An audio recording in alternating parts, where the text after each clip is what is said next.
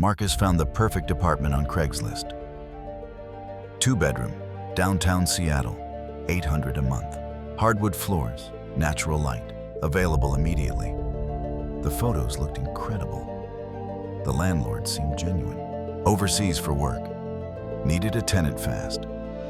Marcus wired $4,000. First month, last month. Security deposit, cleaning fee. He flew from Chicago to Seattle with all his belongings. Showed up at the address with his keys. The current tenant opened the door.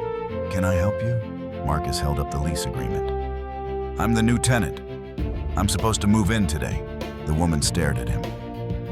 "This apartment isn't for rent. I've lived here for 3 years." Marcus stood in the hallway, suitcases at his feet. $4,000 gone.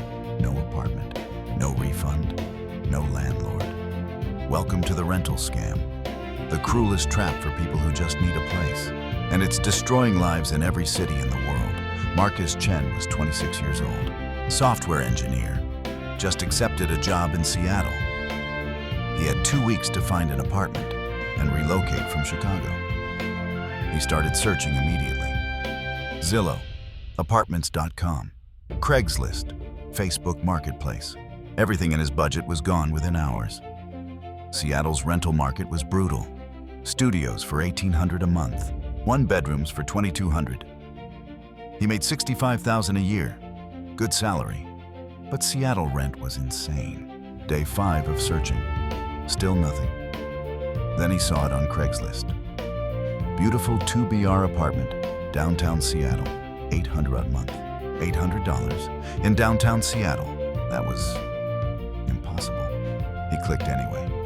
The photos were stunning. Exposed brick walls, huge windows, modern kitchen, hardwood floors throughout. The listing description: "I'm a property manager, currently working overseas. Need to rent this apartment quickly. Available immediately. First month, last month, and security deposit required up front. Serious inquiries only.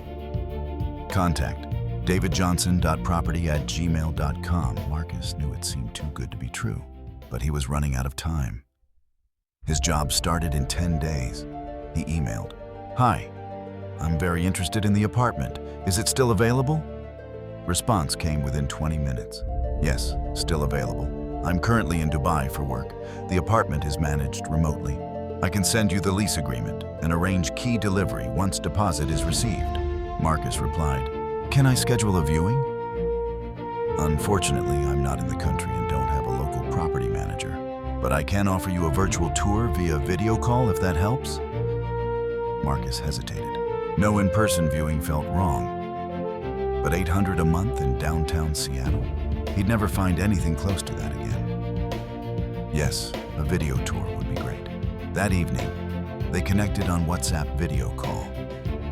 A man in his 40s. Professional appearance, British accent. "Let me show you around." He walked through the apartment with his phone camera. Living room, kitchen, both bedrooms, bathroom, everything matched the photos. As you can see, it's in excellent condition. The previous tenant just moved out last week. Marcus could see the hardwood floors, the brick walls, natural light streaming through the windows. It looked real. Why is the rent so low? Honestly, I inherited this property from my uncle. It's paid off. I don't need maximum profit. I just want a reliable tenant who will take care of the place while I'm working abroad. It made sense, sort of. What's the next step? I'll email you the lease agreement, review it, sign it, and wire the deposit. Once I confirm receipt, I'll mail you the keys via FedEx. You can move in this weekend. Marcus felt uneasy. Wiring money before seeing the apartment in person? But he was out of options, and the video tour looked legitimate. Okay, send the lease. The lease agreement arrived in his email within an hour. 12 pages. Professional formatting, legal language. Landlord, David Johnson. Property address, 412 Pine Street, Apt 3B, Seattle, WA 98101. Monthly rent, $800. Move-in costs, first month, $800 last month, $800 security deposit, $600 cleaning fee, $800 total due, $4,000. Wire transfer details attached. Marcus read through it twice. Everything seemed legitimate. He Googled the address. Street View confirmed the building existed. Looked nice. He checked if David Johnson was a real person. Found LinkedIn profiles, Facebook accounts, but none matched the man from the video call. That was normal, right? Not everyone is on social media. Marcus called his best friend, Jason. Dude, I found an apartment, but I'm nervous. Why? It's only $800 a month. In downtown Seattle. The landlord is overseas. Wants me to wire $4,000 before I see it in person. Silence. Marcus, that's a scam. But I video toured it. He showed me the whole apartment. Bro, anyone can record a video of a nice apartment. That doesn't mean he owns it. But I'm running out of time. My job starts in a week. Then find a short-term Airbnb until you find a real place. Don't wire $4,000 to someone you've never met. Marcus knew Jason was right, but he was desperate. And the apartment was perfect. He made the decision, opened his banking app, initiated a wire transfer. Recipient, David Johnson. Amount, $4,000. Bank, international wire. He hit send. Confirmation. Transfer initiated. Funds will be available to recipient within 1-3 business days. Marcus screenshotted the confirmation, emailed it to David. Transfer complete. When will I receive the keys? Response came immediately. Perfect. I'll send the keys via FedEx overnight. Tracking number tomorrow. You can move in this Saturday. Welcome to your new home. Marcus felt relieved. He'd done it. Found an apartment. Secured it. He booked his flight to Seattle for Saturday morning. Packed his entire life into 3 suitcases and 2 boxes. Said goodbye to his Chicago apartment. Friday night, the tracking number arrived. FedEx overnight. Delivery scheduled for Saturday, 10 a.m. Everything was on track. Marcus landed in Seattle at 8:47 a.m. Saturday morning. Took an Uber to the address, 412 Pine Street. The building looked exactly like the photos. Historic brick building, well-maintained, nice neighborhood.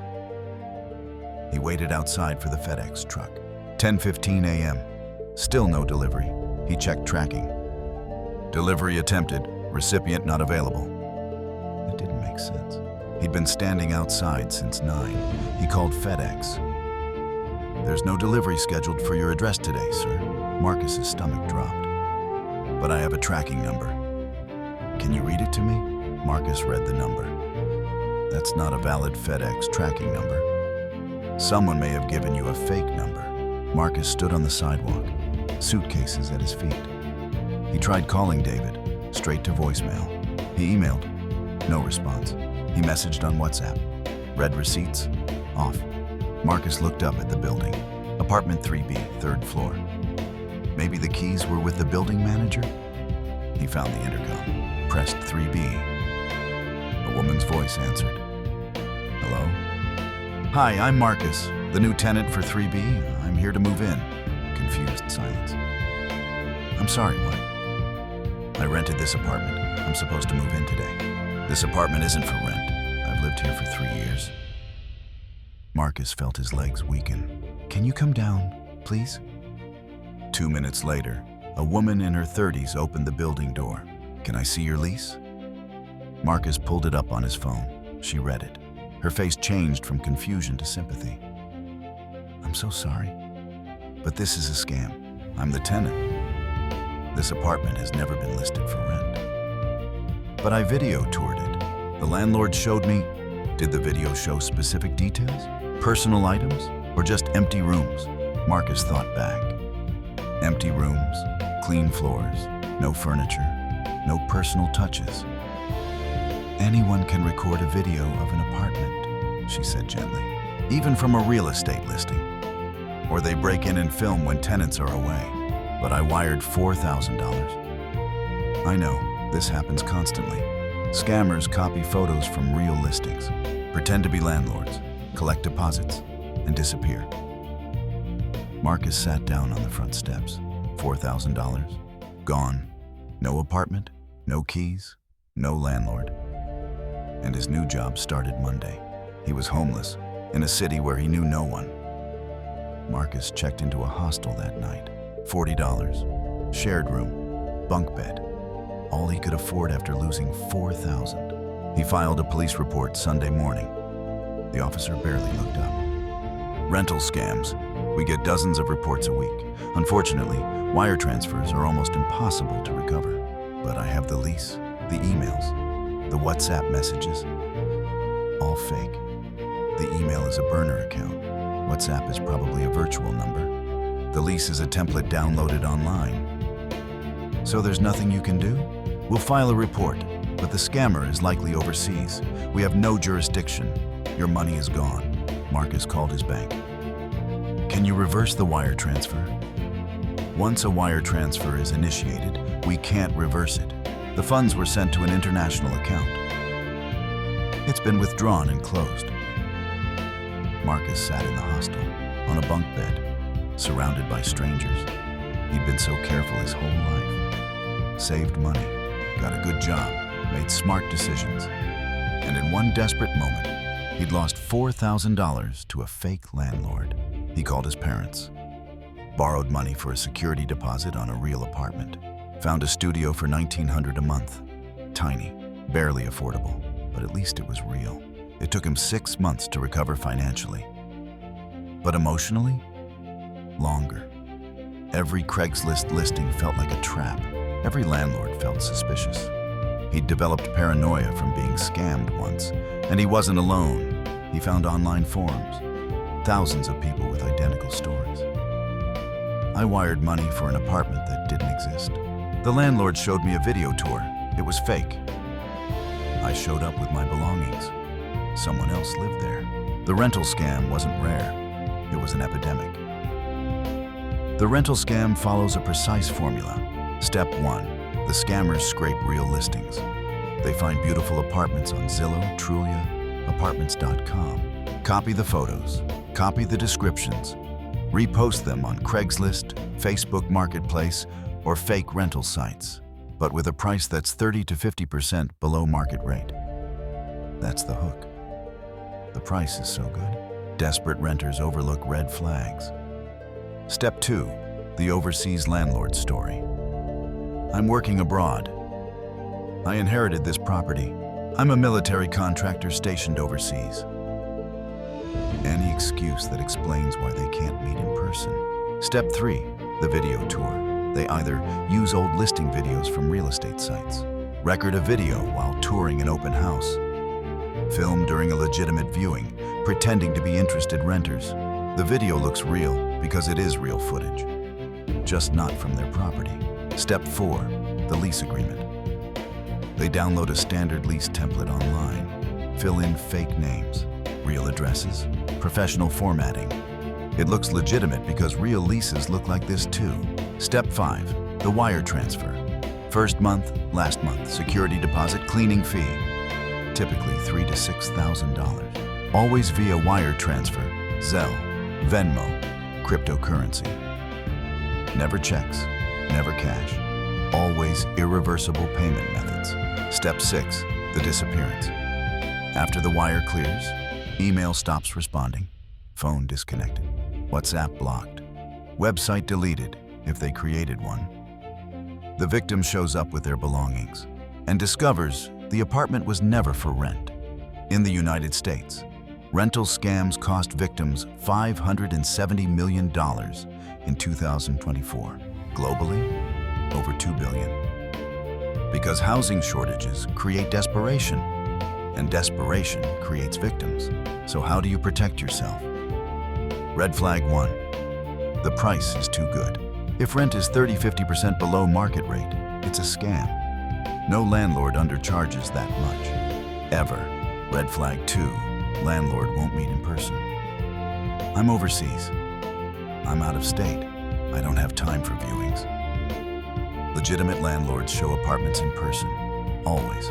Red flag 3. Payment before viewing. Never wire money before physically touring the apartment. Not deposits, not application fees, nothing. Red flag 4, pressure to act fast. 3 other people want it. If you don't pay today, it's gone. Scammers create urgency to prevent you from thinking clearly. Red flag 5, communication only via email or text. No phone calls, no video verification, just messaging. Real landlords have phone conversations and verifiable identities. What Marcus should have done: insist on an in-person viewing. No exceptions. If landlord refuses, it's a scam. Research the address. Call the building management directly. Ask if the unit is actually available for rent. Never wire money before signing a lease in person. Use a local real estate agent if relocating. Yes, it costs fees, but it's protection against scams. Verify the landlord owns the property. Check county property records online. If you're relocating for work, ask your employer for temporary housing assistance. The rental scam exploits one of our most basic needs: shelter. When people are desperate for housing, they take risks they normally wouldn't. If you're apartment hunting, slow down. If someone you love is relocating, share this video. Because the scammers know housing markets are brutal right now, and they're making millions from people who just need a place to live.